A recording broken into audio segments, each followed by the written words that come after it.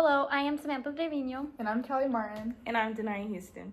Today our group is analyzing a short-form conspiracy video that claims a celebrity moment is part of Illuminati ritual. We're focusing on how the creator uses ethos, pathos, and logos to persuade viewers and where these appeals fall short. Our goal is to show that the video relies more on dramatic editing and emotional manipulation rather than actual evidence.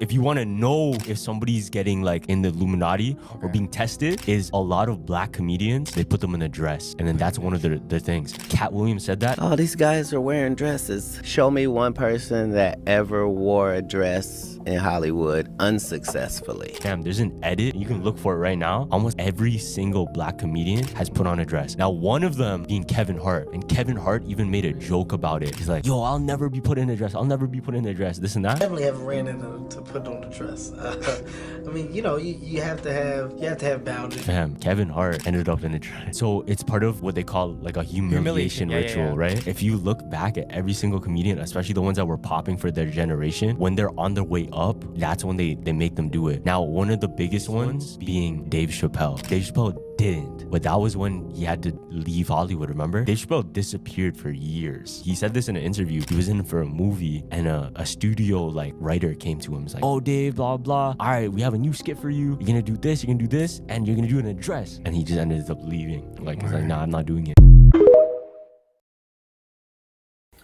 The creator tries to build credibility by using dramatic visuals like the pentagram, background, dark lighting, and bold red ritual label. But none of these elements actually establish real authority. Instead of showing sources, research, or factual evidence, the video relies on stylistic editing to look knowledgeable. The creator never identifies who they are, what expertise they have, or why viewers should trust their explanation. Because the video depends on mysterious imagery rather than transparent information, the credibility never comes across as artificial. The argument is built on assumption that viewers will believe symbolism equals truth. This weakens the ethos because the creator presents confidence, not proof. Ultimately, the video's credibility breaks down since it uses aesthetics to replace real trustworthiness. The theory fails to consider and address plausible alternative explanations. The video does not address the possibility that this may be a comedic device. It never addresses the possibility that it is used for satire or parody. The video relies heavily on emotional manipulation to grab attention and create fear.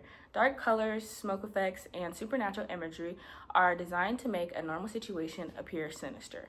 The red ritual label triggers panic instead of encouraging critical thinking because the argument depends on shock and anxiety. Rather than facts. The emotional appeal becomes misleading and manipulative. In the video, there is some lack of evidence. The video cites examples of celebrities wearing dresses, but it's not enough to say that it's a humiliation ritual. The video fails to demonstrate any concrete link between the actors wearing dresses and any form of coercion or control. It offers very little proof. The video's logic falls apart because it treats symbolic imagery as concrete evidence of a conspiracy. It assumes that the presence of a star, certain colors, or dramatic lighting indicates that a ritual has happened. Even though these elements are common in stage design and music performances, this doesn't indicate that there was an actual ritual happening. These are turning coincidences into claims without offering any reasoning to link them. This is a classic example of causation does not equal correlation. Instead of presenting facts, data, or explanations, the video relies on visual exaggeration to make the argument seem convincing. There is no clear cause and effect relationship, only the creator's interpretation presented as truth.